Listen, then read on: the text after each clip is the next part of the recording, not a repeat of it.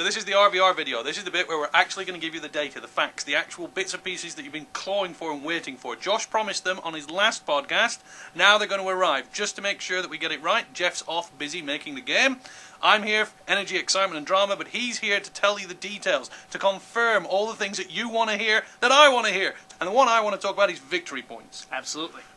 Okay, so let's just recap. Victory points. Right. As you're playing through Warhammer Online and you advance through the tiers of gameplay, you accumulate what we call victory points.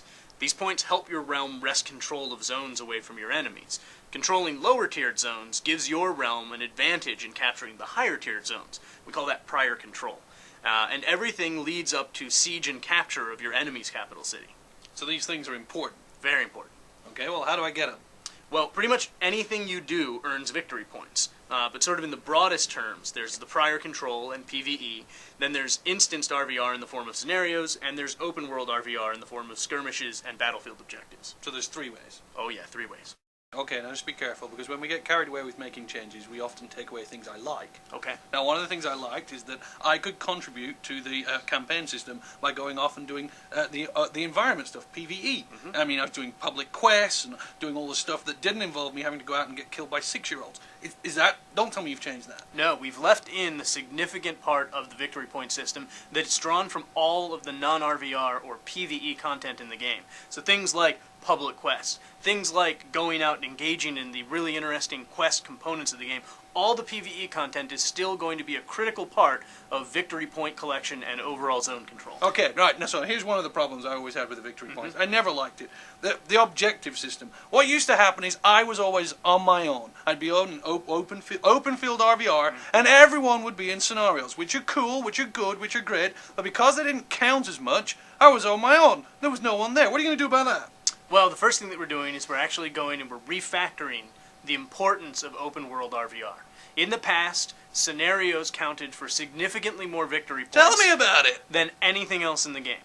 Well now, because of the feedback that we got from valued players like Paul and you, we're going in, we're taking the open world RvR content, and we're making that significantly more important to the overall war effort. Wait a minute. So people are going to be out in open RvR because it counts more. Yes. Well, that leads to another problem then that I have. I ended up playing tag in those areas. I'd run around, I'd go up to an objective, I'd go, tag, the objective's mine, I'd run off and collect another one. I never felt like I needed to defend them, I never felt that I got anything when I was doing them, and I could do it on my own.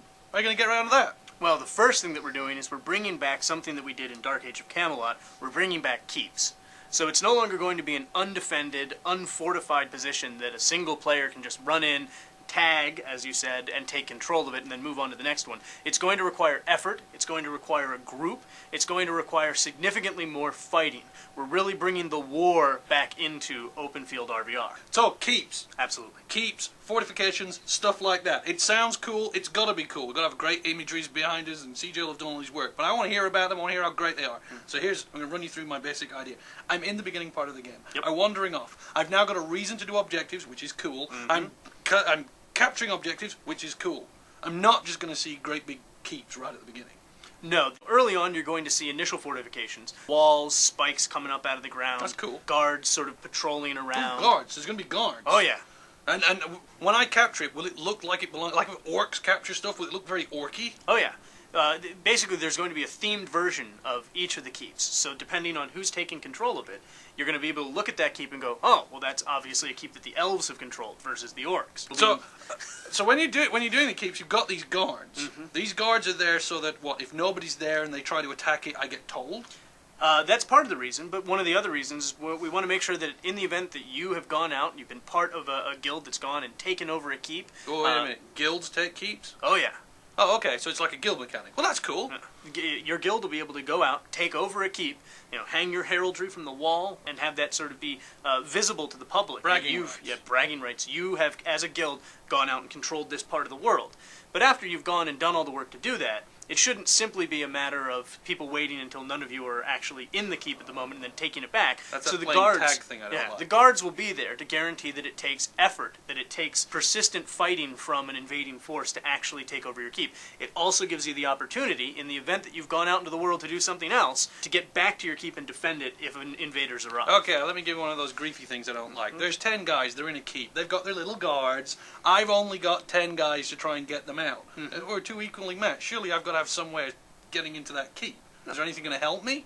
Battering ram might help. Battering rams! I get battering rams? We've got siege weapons. Oh, is that with your guild of Josh? Well, yes, the Josh Dwarven Guild has brought Josh's awesome siege weapons to the front. So you've taken over my keep? I'm attacking so your now keep. So it's got dwarvy things in it? Now it's turning all dwarvy, and my guild banner is hanging over the side, flapping in the breeze. Well, I'll just get a bigger siege weapon. Well, I'd like to see you try. Well, I'll just get 2 battering rams and nail them together. Well, I'll get it's more the orc dwarves. way. I'll get more dwarves. Well, you're still going to die. We're going to fight we're going to be up on the battlements. Multiple level attacks. My engineers are going to be shooting I'll down just get at you. more people in. Well, then I'll you're dump not going to win, I'm going to dump boiling oil on your head. It's too bad that the oil killed you. Okay, clearly we got a little excitable when we talked about keeps before. Sorry about that. That's because they're very, very exciting. Yeah, we're much better now. Let's really go over the specifics of keeps and sieges in open world RvR.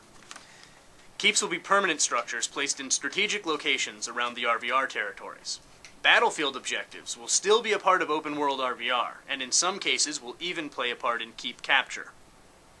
Anyone can participate in capturing a keep, but only guilds can claim them. Siege weapons can be built and used to capture keeps, although you can attack a keep without them. NPC guards will support whomever holds a particular keep, to ensure that keeps cannot change hands too easily. Keeps will have multiple levels of combat space, and no ladders. Keeps will change in appearance based on what faction controls them. So there you are, everything you need to know about keeps and sieges. And this was a real difficult podcast to nail down. Took like 4 different attempts, taking weeks to put it together. CJ's been great. He needs to go home, see his family and his kid. Josh is going home. I'm going home. We're all going to enjoy the holidays. We'll see you in the new year.